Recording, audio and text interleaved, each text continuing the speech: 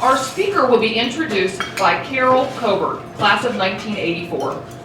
Carol majored in business and history and serves on the San Antonio Alumni Chapter Board as the Recruitment Network Chair. Carol?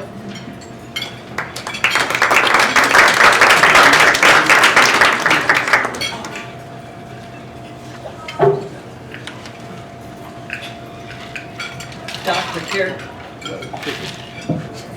Yes. Dr. Carey H. Latimore is Associate Professor of History at Trinity University, where he's the chair of the History Department.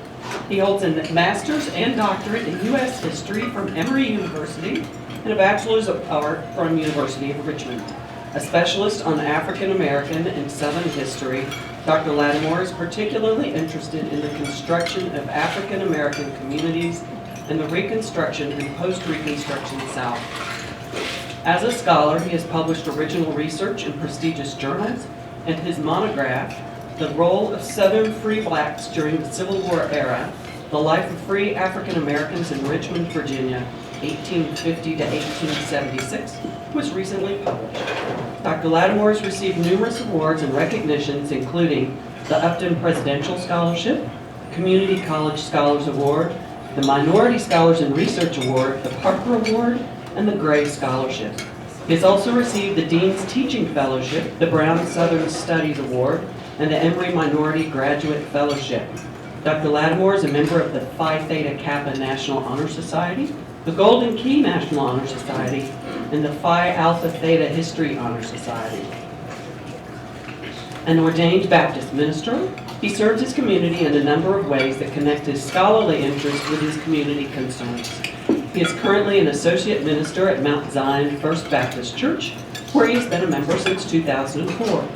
Recently, he was appointed by Bexar County Commissioner Tommy Atkinson to serve the county as member of the prestigious Bexar County Historical Commission. Dr. Latimore is committed to helping educate youth about making healthy personal choices. He is chairman of the board of directors of the Healthy Futures of Texas Alliance, a nonprofit organization that seeks to educate youth and young adults about the problems of teenage and unwanted pregnancy. His opinion pieces have been published by the Austin American-Statesman and the San Antonio Express-News, among other newspaper outlets. He's a frequent commentator on the online news source Your Black World and Black Blue Dog. These two online sites, both published as part of Your Black World Alliance, reach the largest number of any specifically focused African American community, reaching more than 200,000 persons regularly.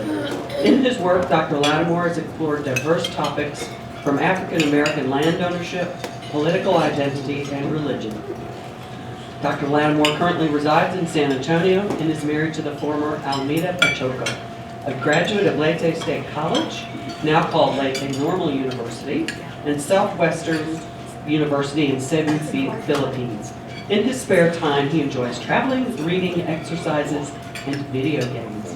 Please welcome Dr. Carey Latimore.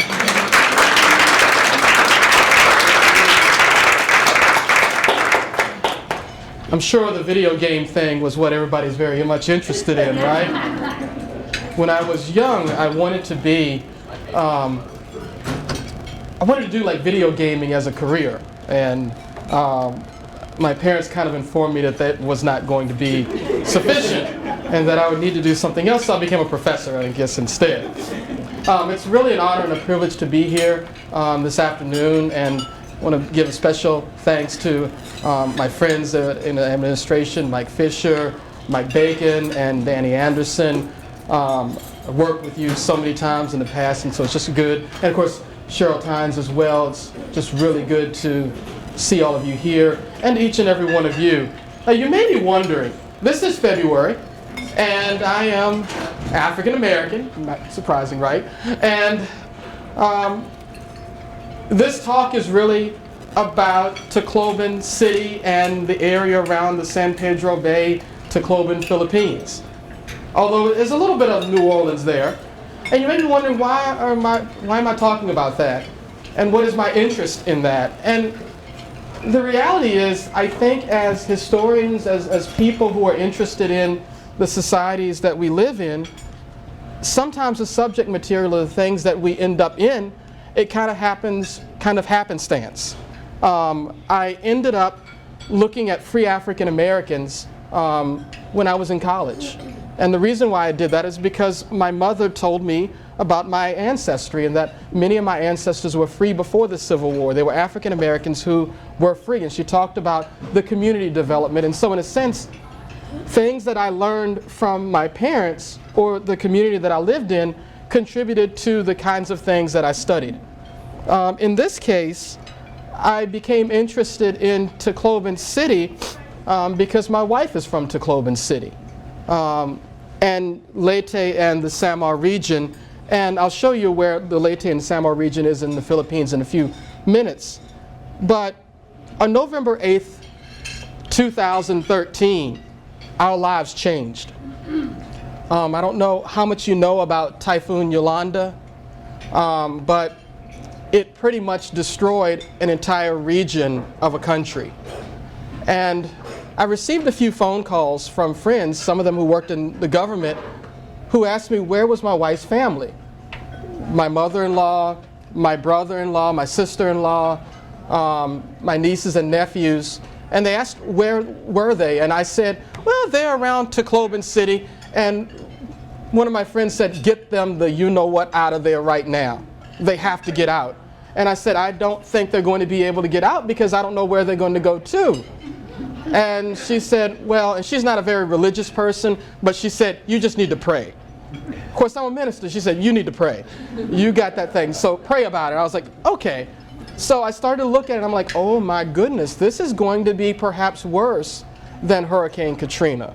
And I knew, and I've been to that region, and I knew that if it was a direct hit, thousands of people would die. And it was a direct hit. And the night, I remember it very clearly, going to work, thinking about it, and the news reports are saying Tacloban City is, we can't even get in. The Samar region, we can't even get in that yet. For 5 days, I did not know whether my wife's family was alive or dead. Any of them. My sister-in-law is a medic at Eastern Visayas Regional Medical Center. And the early reports that we had was that that center was completely destroyed. She was working that night. She refused to relinquish her post. So we were fearful that my sister-in-law was dead. We were thinking about her 2 children who were alone in another area. We thought they were dead. And our mother-in-law, who's across the San Juanico Bridge, a bridge that connects the 2 islands, Leyte and Samar, by a mile, we didn't know because Samar is really, it's out there. You don't have a lot of cell phone access. You don't have, obviously internet is just not going to be around since you don't have cell phone access. And really the city is where all of the commerce and everything else comes to. So it took 5 days to find out. And the only reason that we found out was we finally got so worried that we sent someone in from 70 miles north to drive into the area to try to find them. And we found all of them, and we were very lucky. None of them were hurt. Their houses were only moderately damaged compared to a lot of the other houses. But the pictures that they sent were completely and utterly devastating. And so we went back to the Tacloban region a few months later. And I was asked to present a paper at Eastern Visayas State University comparing this typhoon to Hurricane Katrina and looking at the restoration of both. I'm like, it's not necessarily my area. I don't know too much about the restoration of New Orleans, but they would say, well, you're close enough, you live close enough to it. So, you know, they're Filipinos. They think that everywhere in the U.S. is kind of close because their country is basically the size of Arizona. So everything is close to them. And they live close together. So they say, New Orleans, Texas, okay, who cares? Well, it's the same thing. So I had to present there. And I brought with me a video camera, obviously my cell phone. And, you know, I started to record people and what they were saying. And I realized that there was something to this. because what I was seeing on the news was a lot different than what I was hearing. A lot of times people who are in specific areas kind of tell people what they want to hear, or they are very politically correct when a video camera is in front of them and they don't know the person. Sometimes the interviews were conducted in English, which was their third language. And so that means that the people who are able to speak in English are the elite. The regular people, who many of them only really speak Warai, we didn't get that information. And so I was able to reach a different audience through my wife. And I was starting to see that what was going on in Leyte and Samar did have some connections to the things that occurred in New Orleans and the region around. And some of the things that are in comparison, that can be compared, is that when you think about New Orleans and Tacloban,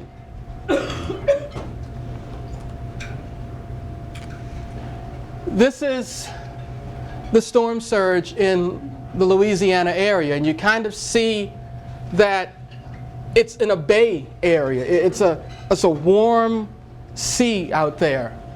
And because it's warm and it's a bay, it's not as deep, the storm surge just kind of gauges in and will throw out on the shoreline. And so, you know, they were saying that the level of storm surge, 15 to 20 feet. And if you have been to New Orleans, you know that a lot of that area is very low sea level. And of course, then the levees, you know, went over the levees, and of course that flooded the whole region too. You get a chance to see that there wasn't really much chance that this kind of area really kind of was like an incubator for the storm. Now, if you look at the Tacloban region and Samar, this area to the left that you see Tacloban City at the top, and I apologize for the quality of the video, but those are the two islands. The one on the right is Samar, and the one on the left is Leyte. And Tacloban City is in Leyte, but Samar is 2 miles away. The bridge is roughly 2 miles that bridges those two islands. Yolanda, referred to by locals as Haiyan, came through from the east and basically was like a direct hit on Palo, Tacloban City, and the Samar region. But if you also see, it was in a bay. So if you look back at the previous one and you think about the kind of area surrounding, it's a similar thing. The storm surge in Basay town, which is 1.5 miles from Tacloban, was roughly 25 feet. The sea level in that area is roughly 5 feet. In San Jose, where the Tacloban airport is roughly about 3 feet. So you can envision what a storm surge would do. There's another town called San Antonio there. How ironic, that's why I kind of linked to it. That town is about 5 feet above sea level. And I've been to San Antonio a number of times because I just wanted to see my namesake. And we've interviewed a number of people who live there, and they say the whole town area was completely flooded above their heads. And so that day, they were thrown out of their houses. And one guy, his name is Joel Lamban. He's about 5'2", and his whole entire family. They thrown out of the house. They lived on the shoreline. They did not evacuate. They did not know what was going on. And they were thrown out of their house, and the only thing that they held on to was an electric cable. Of course, everything is turned off, but they held on to that, and he held on to that with his family for hours because he couldn't, it was so deep, he said, they could not put their feet on the ground. So very similar kinds of situations, but we don't hear as much. There was another story about, well, actually, I'll give you another story about a guy He lived in a nipa hut. And a nipa hut is like a wooden house that has a grass called tikog, which is a grass roof.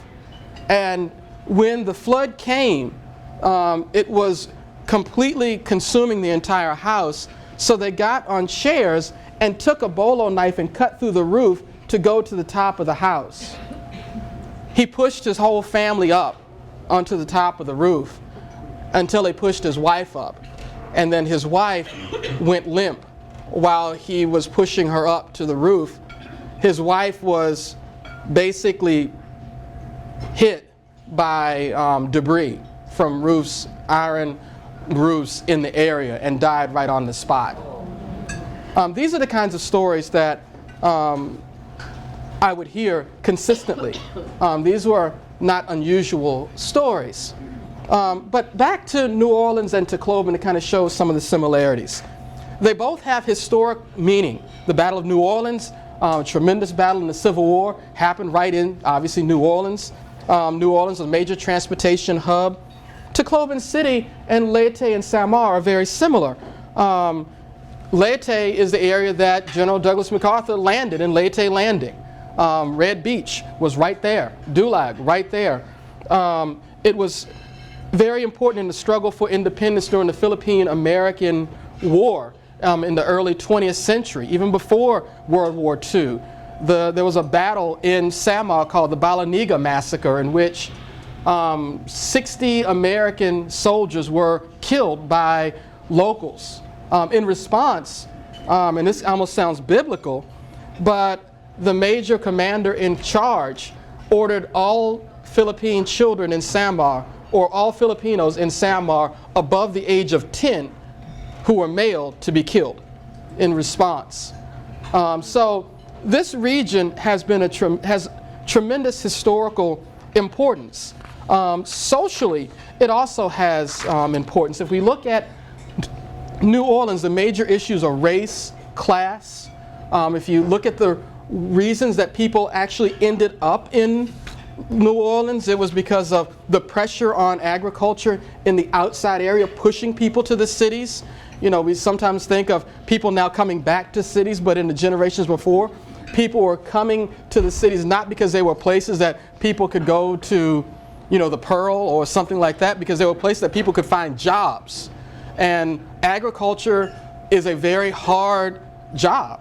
My parents, my father was a farmer. He got out of that because the money wasn't in farming. And so as people leave agriculture, they move to urban environments. And what they found in New Orleans was pretty problematic. Residential segregation, intense racism, and a lack of jobs and opportunities, and placed in the worst places like the Ninth Ward and other places in Louisiana that are very biologically, economically compromised. And so when Katrina happened, it's the poorest areas, the lowest areas that were the most compromised. Tacloban is the same thing. It's a similar thing. In the 20-year period before Typhoon Yolanda, that area doubled its population pretty much. So people are moving to the city in droves from the agricultural areas because there's a lack of jobs. And they ended up moving to the most compromised areas, the areas around the sea, so they could be seamen, areas sometimes in the water. It's not just on the shoreline. Many of these people were living in the water, like on docks, in places like Anibong. Let me see if I can find that. This is Anibong Port. This is after Yolanda. That ship, there are 10 ships that were thrown onto the shoreline by the power of the typhoon. And several of them are still there. And this entire area was completely, for lack of a better word, gutted. There was nothing left. There were no houses left within a 40 meter, 120 foot area, complete destruction. And this is where thousands of people lived. Those thousands 90% of them, my guess would be, did not own the homes that they lived in. They were what we refer to as informal settlers. Locals sometimes call them squatters. Politically correct term is informal settlers. They really didn't have any opportunities. But this is where they lived. This is where they worked. And this is what happened to them. And if we think about that region, there's a reason why this area is poor. I mean, the Philippines is a developing country. But if we were to look at regions in the Philippines, and I'm going to go to the last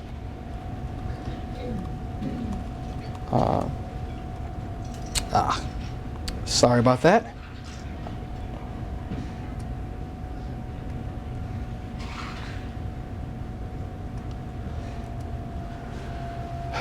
This is the entire Philippines. The area that I'm talking about is in the yellow, Leyte and Samar. That's the central region of the Philippines. If you also look at it, I wish I had a clicker. It's really almost the easternmost point of the Philippines, right along the typhoon belt.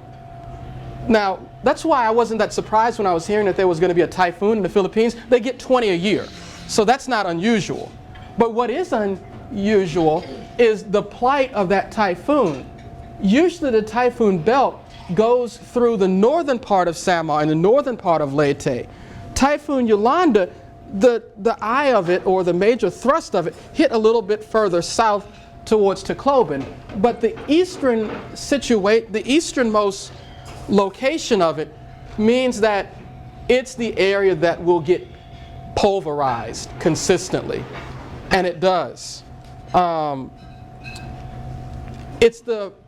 With the exception of the Muslim regions in the south down here, the Visayas is the poorest region in the Philippines. 4 of the 10 poorest provinces are in Leyte and Samar, and 3 of the poorest are in Samar Island alone. This is where my wife was born. 80% of the people who live there do not own land. There is a landed aristocracy that owns the majority of land. Even though you had land reform from 1987, land reform was relatively unsuccessful in the Samar region for a variety of reasons. One of the ways that it was unsuccessful is that agricultural land was the only type of land that could be converted. Even though the majority of land was agricultural, the land owners converted their land to commercial or residential, and in doing so they could keep their large land holdings. Some of the other land just flat out wasn't reported, or it was untitled but owned. So the situation of poverty, lack of credit, because if you don't have land you don't have credit, and there's really no way that you can access money and credit. The lack of real educational opportunities. In Samar, for example, where my wife grew up, there was no high school, so she had to travel to the city, which was 15 miles to go to a high school. But how do you get that when you don't have a vehicle? You have to pay for fare, and even today, the average wage per day is 300 pesos per day. That's roughly $5 a day that people make. Most people don't even have a full-time job, so they get much less. So paying for 5 or 6 kids, 40 pesos each for fare, when you take out money for food, is really an impossible situation. So many families will send their kids to elementary and a middle, but they will not send their kids to high school because the high schools sometimes are not located nearby. So that's a problem. Where my wife grew up in Samar, and when I say Samar and Leyte, also recognize that my wife's family had 2 houses. One was in Samar, which is a farmhouse, and the other was in Tacloban, which was a house that they could kind of stay at when they were in the city. So when they were going to high school, they stayed away from home. They stayed in their house there. But that poverty, that ecological destruction, led to some really difficult situations in Samar and Leyte. The years after World War II, and World War II was bad for them, the years after World War II were even worse. the Marcos regime, even though Imelda Marcos is from this area, there was not a lot of internal improvements.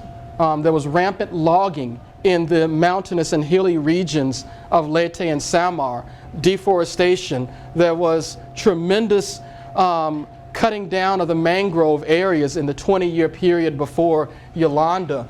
All of these things really compromise the strength of the area and also help to make the people poorer. The lack of, dynamite fishing and other kinds of fishing techniques are where they would just dynamite the corals, led to destruction of the coral reefs, but also the fisheries. So the returns of the overfishing led to fishing not being a viable job for people. And in those situations where 80% don't own land, perhaps more of them are unable to, and those 80% who don't own land, they end up being tenants, and they end up working as tenants. And in the 70s and 80s, they received less than 50% of what they, of what they earned. So they would end up basically tenant farmers or almost like sharecroppers. Put that into the political climate of the 1970s, and you have a region that's really in dire straits. This is the region that the communist insurgency ended up in. The communist regime in the Philippines made a real strong hold in the Leyte Samar region, particularly Samar, where my wife is from. Now, I've done a lot of interviews. The people still refuse to talk about the communist insurgency, and in particular the New People's Army, the NPA. The NPA is still in my wife's town. We know people who are members of the NPA. My wife actually dated one years ago. And what did the NPA do? They would kidnap people.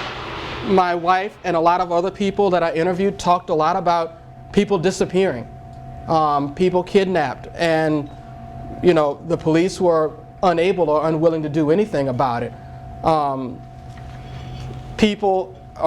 Whole towns were kind of taken over by the NPA, and the NPA would turn these towns into kind of like communes, or where the people worked together, but they kind of took away the individual property ownership. Now, a person had a deed and a title, but the NPA ran the town. And Samar, that region, became the hinterland. And what that did was separate Samar from Leyte. So the area where my wife was born, even though it was only 1.5 miles to 2 miles away from Leyte, became a hinterland. People didn't cross, people didn't go into Samar, they were afraid. And because they were afraid, commerce did not go there either. So basically, Samar ended up basically a dead land for years. You go and you interview people there, they talk about dumping grounds of people. Now, I remember driving around on a motorcycle, because people don't have cars there, they have these motorcycles, and there were 5 of us on one motorcycle. That was kind of difficult. Thank goodness I'm kind of small, and thank goodness my wife is smaller. So we were riding around a little mountain area, and the guy stopped and said, that's the burial ground of where the NPA would kill people, and they would dump them down that burial ground. This is the kind of economic situation that existed there.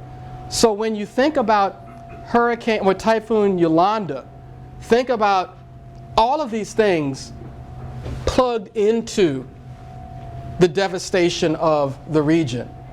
And so when I started to look at it and started to interview the people, I started to recognize that people in Tacloban City talk much differently about Typhoon Yolanda than people in Samar, even though it's only a bridge separating the two areas, 1 mile, but they talk completely differently. People in Tacloban talked about the typhoon as if it was the worst thing that had ever happened to them. They talked about the death. They talked about the lack of food for days. They talk about the political situation in Tacloban and Leyte. And let's recognize there is a serious political situation problem there. Leyte is ruled, if you know anything about the Philippines and sometimes developing countries, families rule certain areas. We kind of had that here. Families rule certain political things. This is not like a Bush or a Clinton, but these are families that dominate regions for years. So Tacloban and Leyte is ruled by the Romualdez family, a family that has ruled the mayor, the congressman, the vice mayor. The mayor and the vice mayor are husband and wife. The congressman is the brother of the mayor. And this has been the way it has been for the last 50 years. The person who was mayor before the current mayor, his father. Before that, his father. The mayor is the nephew of Imelda Marcos. So that family still rules Leyte. Now, if you know anything about what's going on in the Philippines, right now, the president of the Philippines is Aquino, President Aquino, whose father was murdered, most likely by Ferdinand Marcos. You really have two families running the Philippines and all these other factions. And so there was a perceived slowness of action to Tacloban City. Person who's currently running for president of the Philippines, Mar Rojas, was in a meeting and recorded saying, you have to understand, the president is an Aquino and you're a Marcos. And the word got out that the federal government did not care about what was happening in Tacloban.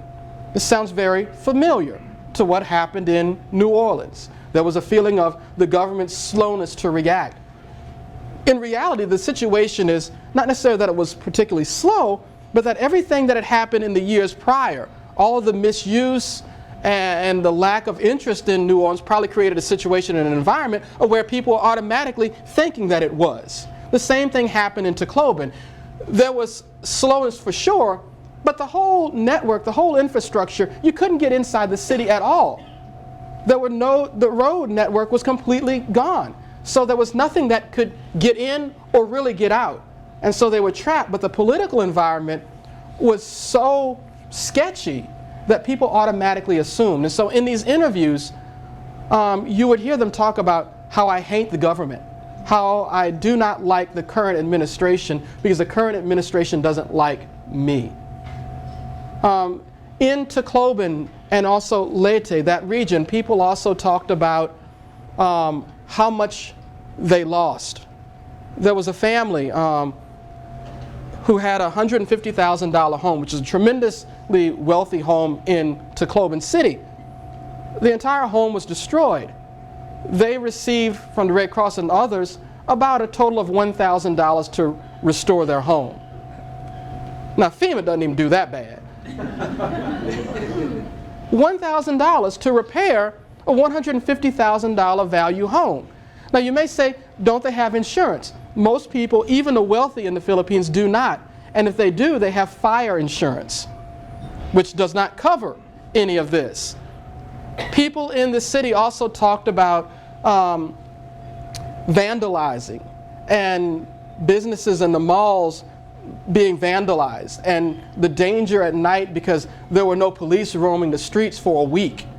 There was really nothing. And so people, I heard people talk about one guy who was a barangay captain, a town leader, told me, I admit, I stole. I broke windows because I was hungry. Others would say they knew people who broke into places to get food or clothing or anything that they could get their hands on. And so this was a situation of the interviews that I had in Tacloban. Now, when I went to Samar, it was completely different. Because you have to realize, most people in Samar don't have concrete homes like many of the homes in Tacloban. They have nipa huts. And so when they receive $1,000 to restore their home, it can really restore their home. I mean, they did not complain about the federal government being slow because their region was not a supporter of the Marcos regime. So they felt, even though it was a slower period of time before they were, and so one could say, well, yeah, maybe Tacloban, help was slow getting to Tacloban. But when you ask the people, help was actually slower getting to Samar than Tacloban. I even had people saying they would see the planes going right by them or the ships going right by them, and they couldn't receive anything because all of the help was going into the major city and it never reached them. But because of the political realities, they never saw the federal government as really being responsible for it. They didn't see that as an agency issue. But they also saw the government and the Red Cross and other local organizations as really stepping up to the plate and helping them. They said, well, we had more jobs after the typhoon than we had before. My husband was able to find work. There was this one woman, and I'll tell you a little bit about her story. At 14, and this is a story that you hear a lot in Tacloban, she was sent to Manila, which is in the northern region, to work in the house of some family. She became a servant in the house. There's a lot of, by the way, human trafficking in Samar as well. My wife talks about young girls who would just disappear and supposedly end up in Manila. That's the reality of what life is like there. And so this woman said she was sent by her parents to Manila, and the people that she was working for treated her badly. She would never say what happened there, but she started to cry during the interview. And she said, I was 14 and I had nowhere to go because my parents told me I had to go there and that I could not come back. And so she escaped from the house. She said, I escaped from that place. And I became homeless in Manila at 14. And she somehow found a way back to Samar. And so she lived there, she got married. Her husband was a seaman. There's no fish. He can't be a fisherman. There's nothing really there. And she said for really the first time, he had adequate work after the typhoon. Not that the typhoon was a tremendous thing, but she said life was bad before and it's bad now. I don't see any difference. And interview after interview after interview of the people in those rural barangays in Samar, the same story emerged of there were certain opportunities after the typhoon that didn't exist before. This was the first time that really people started to see some of the things that happened in these regions. This is a picture of San Antonio, Bisay, Samar, 1 mile away. That's the area that I told you about the guy being swept by the water and holding on to the pole. When my wife and I walked down here, because she grew up about 10 minutes from here, even now, 2 years later, the area still looks much like that. We walked the beach area and you could feel lumpiness. There were bones that were still there. It was really a traumatic walk. The rumor was that 100 people died there. That was a government estimation. The people that are here said many more than 100, maybe 500. In all total, the government says 6,000 people in the Philippines died because of the typhoon. If you talk to the people and some who have knowledge, they say it was more like 20,000. This region had about 300,000 people, so maybe a tenth. But the stories, again, are remarkably different according to where a person lives. And in comparison, again, and kind of bring this to a close, and then I'll open it for questions. When you think about this typhoon and Hurricane Katrina, there are so many things that are very similar. Lack of interest in the people that are there. Tremendous poverty. In many ways, New Orleans was like a developing nation in some areas. An educational system that's broken. that certainly existed in many areas in New Orleans. A political system that's broken. You can't say that New Orleans, and for lack of that, Louisiana has a really stable, well, it does have a stable political system because it's the same families, but a really all-encompassing political system. And the same thing exists here. And so I guess where this is going in the future is, I kind of see this as developing as a story really of two societies, but more so two societies from the Filipino perspective. An urban environment of where people see government in a different way, and a rural environment in which people don't see the government. They never really see the government, and so whatever they receive, they're kind of happy about it, but yet they still suffer. And that's kind of where I think this is moving. It's helped me see a lot of things differently. I think it's good to get out of your comfort zone. Usually during the month of February, I give a lot of talks on Black history, and I love that. But in many ways, this shows to me that really you can take the skin color away, or this or that, but class and these kinds of dynamics are all around us. And sometimes if you close your eyes, you can almost envision the same kinds of stories and the same kinds of people crying for help. Sometimes help that because of who they are, they don't receive. And so it's helped me in that way. It's given me appreciation of how some people really struggle to live. I grew up in a rural area and I saw poverty. I'm not going to lie about that, but I never saw poverty like this, where people would tell you that I was unable to buy rice today. I had to make a choice whether it was rice or meat. Or you see kids who are stunted because they're malnourished. Or people's children are sold, literally, from one province to another because they're vulnerable. This is a society that I had never seen. Or when murders happen, you receive a letter saying, "Do not prosecute this or I will kill you." These were things that came out in the interviews that I had. Some of them, they even told me to turn off the interview. Don't record this. But these are the things that happen. In a sense, a lot of commonalities in life. So I'm going to stop there and open it up for your questions.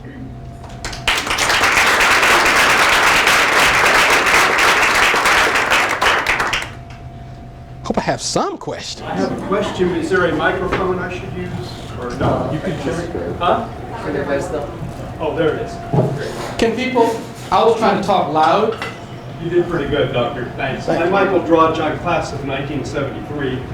First off, have you published anything of all the studies you've done? I have not, but I'm working on it. Okay. I'm thinking, I've got a couple journals, and I have some more interviews that I'd like to do. There are some people that you have to really work hard to get them to talk, because particularly in my wife's area, they're afraid.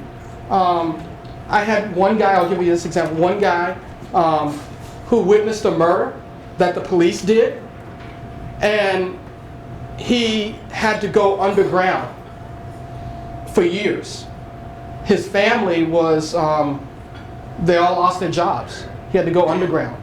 And so his wife, 20 years later, was telling me about it, but saying, "Don't record this." The police knew that he had witnessed it? The police were actually the ones that did it. I know, but the ones who did Yes. it knew he saw him? Yes, Okay. because he testified. He was going to testify. And he did testify, and they were put in prison, but his friends were after him. I wanted to ask you regarding relief aid to the Philippines. Mhm. Has that been handled in transparency, or is there corruption, or how is that going? Well, there's always corruption. It's just a matter of degrees. I think that the relief has been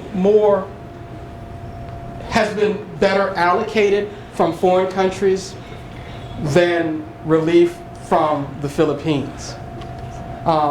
Because you have to realize it's a political climate, and so sometimes relief goes to people who are allies of those who have control I over. understood that part, but I just was wondering whether Yeah, the Red powers Cross. that be were pocketing. The some of Red money. Cross in particular was very good, and local church groups, Catholic Church their work was very good, very helpful. That's what I wanted to ask. Anybody else?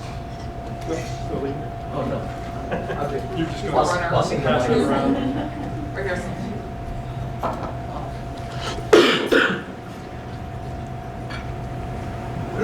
Doctor, I just want to share some of my personal family history. Who encountered, and I'm here because of the same socio-economic reasons. On my mom's side, they left Bilbao, Spain, because of a feudal system. You can't believe how does that have relevance to us here in Texas nowadays, 21st century. I'm a 12th generation Tejana, Roman Catholic, but I have many family histories and storytellings of how our families lost their land when the Texas Rangers would go out on a Saturday night to go out lynching, and they would not their fellow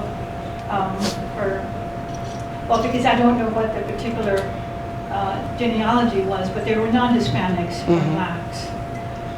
And I just want to let you know that, of course, you know San Antonio, Bexar County, South Texas is now the human trafficking center of the country.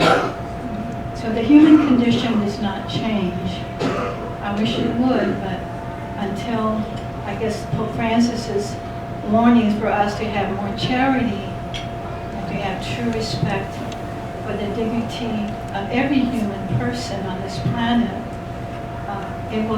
the human condition will not change. I do have a question for you. How do you see the comparison, say, of all the economical, social, political, societal oppression, not only of the black people, but other minorities in this country? Whew, that's a deep question. I think I'll start to get a few pieces of that. I think race has an awkward, it's like the original sin that keeps on sinning. It seems hard to get away from that, and the things that happened 100, 250, 20 years ago, the confiscation of land, those things have effect now. And I think if I look at the way that I see things and my wife see things, we sometimes see them differently because she doesn't have the historical memory in this country that I do. And so she doesn't foresee the consequences. I think the legacy of slavery and racism has passed on from generation to generation. We now know that, and I think a lot of times it's external, but it's also internal too, and those consequences are both. So racism, the effects as an African American, it affects me externally, but it also affects me internally, because you take a Vietnam veteran, we now say PTSD. We talk about post-traumatic stress disorder and things like that affecting people. Well, what about a group of people who were slaves for 200, 300 years that received zero psychiatric evaluation after slavery? They just received Jim Crow and everything else. That has a psychological effect that sometimes is stacked generation to generation to generation. I think that's one of the reasons why Barack Obama, he didn't have to deal with a lot of that as many other African Americans have. So when you look at the African American community, there are different African American communities that have a different relationship to slavery and Jim Crow and racism, and I think it affects them differently. But the legacy of racism, and as living here, I see it differently too, but a lot of the things that people say about African Americans where I grew up, they say about Latinos here. I remember one person told me in Virginia, if black people would work like Latinos, they would have something. And of course, as a black person, I was really happy that this person was intelligent. The person was crazy enough to tell me that. But I was nice. And I was like, I said some things, but I won't say that, I won't repeat that. But then I moved here and somebody said, you know, if Latinos would work like black people, they would have some. I was like, have I heard this before? And I think it's the way that we sometimes see the majority or the larger percentage other as a fear group. And because African Americans were the largest minority, maybe even a majority where I grew up, they were a fear group. And I think Latinos are that here. And I think that creates the way that they're externally seen. But I think it probably also creates a situation internally where it may affect the way that they see themselves. Colonization has an effect. If I may, the only difference is the fact is that Spanish, well, first of all, when Austin and his cohorts moved in, they did sign a contract with the government of Mexico, which was he immediately proceeded to violate or disregard. I think that's not taught in Texas history nowadays, or it hasn't been for a long time. I have talked to my aunts and my uncles and my mom, my dad about that, and that's how I learned that particular fact. But the fact was that Austin signed a contract that he and all his settlers were going to become Roman Catholics, and Spanish was the official language. The only time that a language outside of the indigenous tongues were declared official, quote unquote. Thank you. Thank you. Other questions? Has some time still? Oh, we got a question. Did you interview a lot of people in New Orleans? I did not. I did interview some. And I certainly might interview some more when I go back down there. There's much more, a larger repository of finding interviews online of people in New Orleans. Spike Lee's movie. Yeah, and I think this area, and particularly certain areas, we really haven't heard much at all of the people who are there. Particularly those who, again, do not speak the language. Because again, they have a national language, which is Tagalog, and a, what they call a mother tongue, and then they have English. We typically always go to people who can speak English. And their stories are, you know, they're the ones who had the most. The ones who had the least sometimes don't end up getting interviewed. I think American interviewers probably do a better job in the U.S. of interviewing Americans than what we saw over there. Yes? This is a very different question. How did you meet your wife? Because y'all... Ooh. It wasn't a club.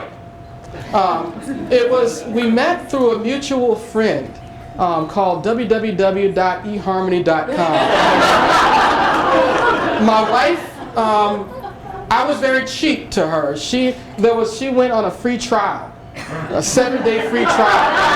So I didn't. I was on there for months. And I was unable to find anybody, and she gets me, so the first day that she was on, she gets linked with 30 people supposedly, and I was one of them. And we then met and found out that we had a lot of things in common. Religion is a similarity, even though she's Catholic and I'm Baptist. But we also knew some, so we actually go to church twice a Sunday. She goes to Holy Redeemer, I go to Mount Zion. It's 1.5 miles apart. And the services are kind of concurrent. But she actually knows people at Trinity University. She's a teacher. She was in the Philippines. She was actually a professor of education. And she knows Linda Specht, who's a professor in business accounting. And she knew a couple of other people through religious connections. So she knew people that knew me. One was right above me in Chapman Hall. So I guess she had an eye on me. So I couldn't do anything. So I guess that's why we didn't get married, because I knew I had to be right, because she had people that could spy on me. So that's how we met. She was in Houston at that time. Yes, Dan. You presented this in Philippines? Yes, I did. A different part of it. It was more of a historical preservation thing, because people in the Philippines were worried, and are, that as people are concerned about rebuilding, that national landmarks and other things, sometimes when you're rebuilding, you don't think about the structures or the legacy that might be destroyed. And so they were thinking about kinds of plans in an academic setting.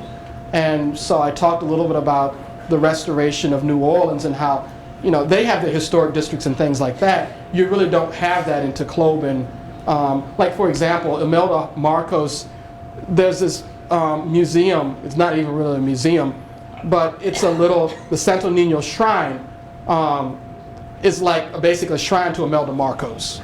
It's got like all these different buildings. There's this one picture of Imelda in the sky and the children, the Filipino children reaching up to her.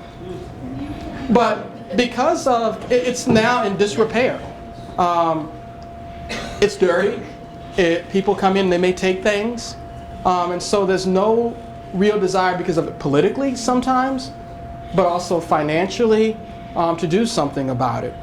There are really old churches. This region has some of the oldest churches in the Philippines, but they're not recognized as the oldest churches. The oldest churches are recognized to be in the major urban centers. And when I mean major urban centers, Manila, Cebu, Bacolod, other places. But some of the oldest churches, even older than those, are in Samar.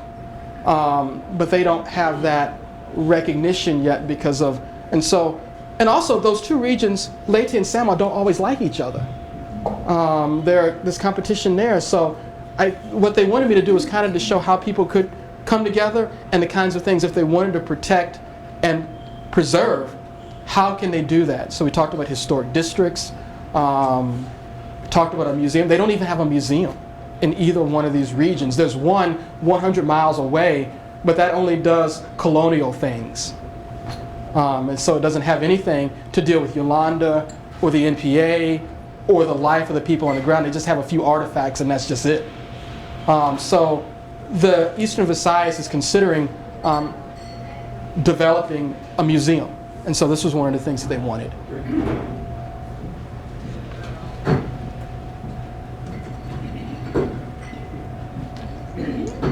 Huh?